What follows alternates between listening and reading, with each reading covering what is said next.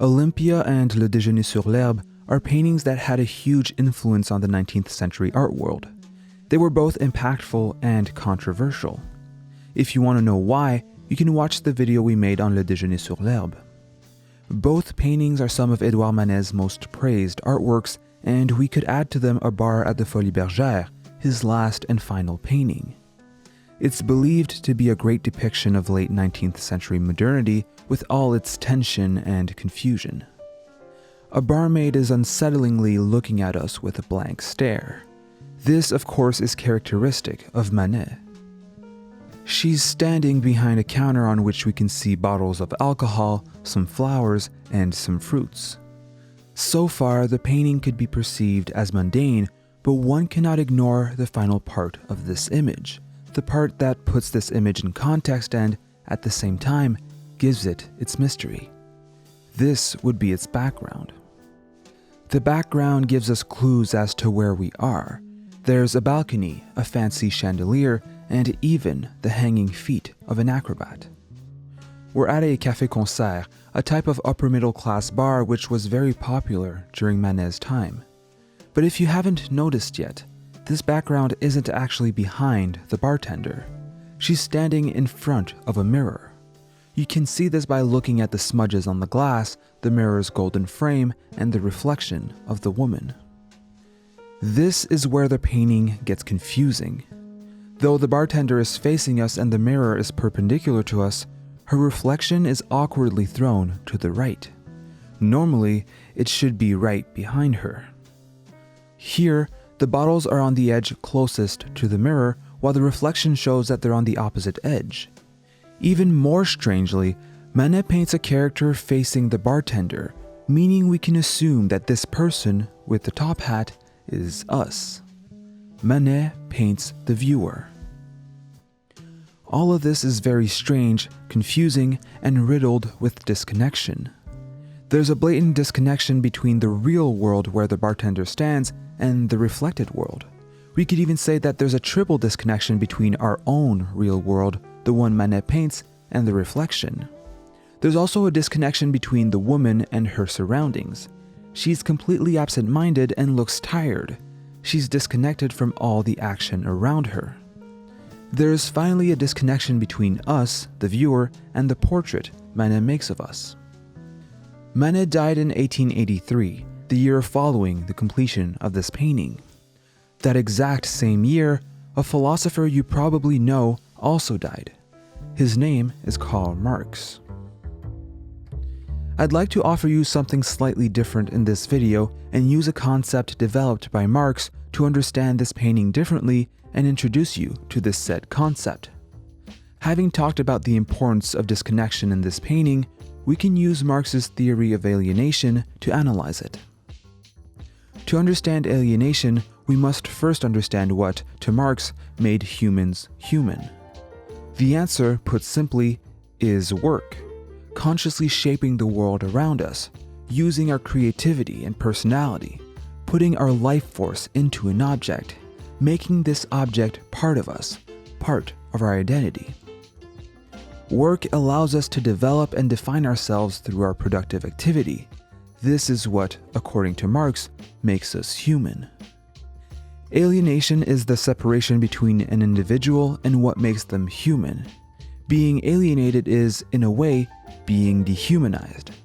In a capitalist mode of production, Marx noted 4 types of alienation. The first type of alienation is from the product.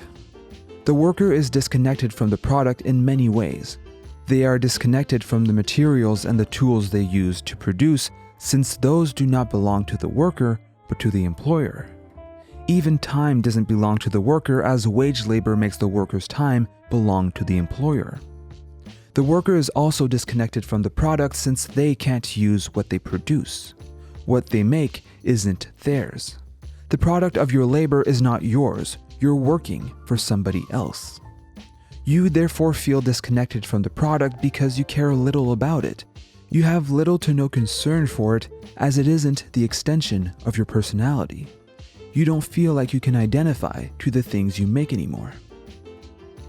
The second type of alienation is alienation from your labor. The worker isn't in control of their own labor. If meaningful work is consciously shaping the world around us, alienating work is simply shaping the world around us.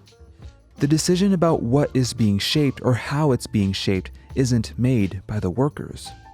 Labor is now directed by employers. You can't consciously shape the world around you, you shape the world around you according to the whims of your employer.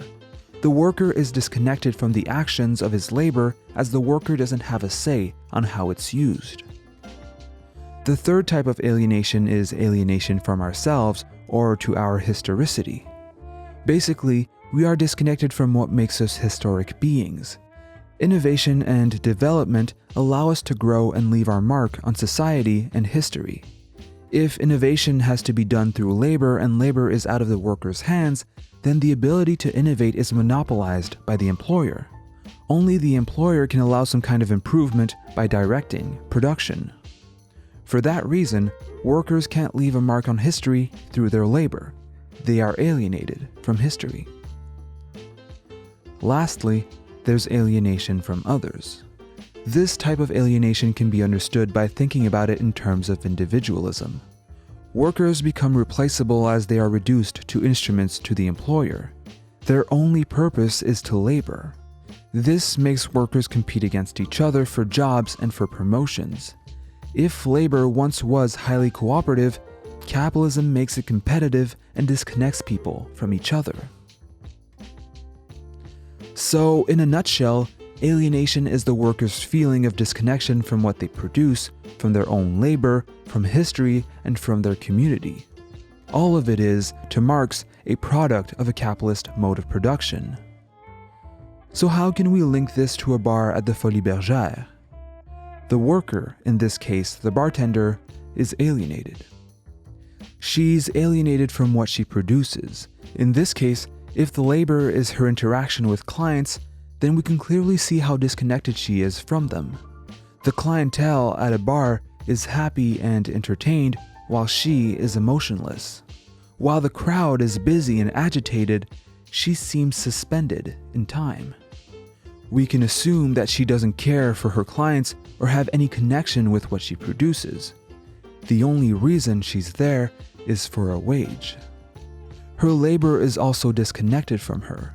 The way she works is out of her control, and one example of that is arguably her clothes. She's wearing a corset, which is famous for being extremely uncomfortable, and we can assume that this was a requirement from her boss.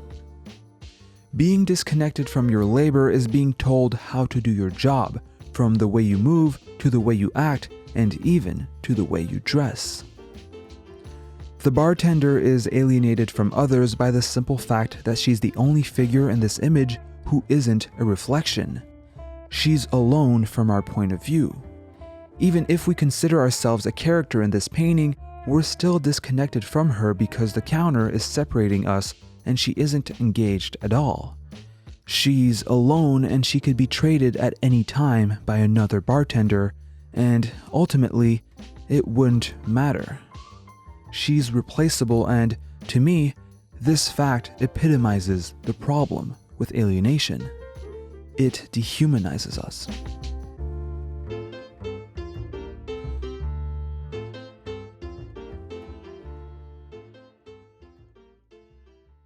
This video was very different, and I really hope you enjoyed watching it as much as I enjoyed making it. The labor I put in it was far from being alienated. Thank you so much for watching until the end, and I'd like to thank Isak and all my patrons on Patreon.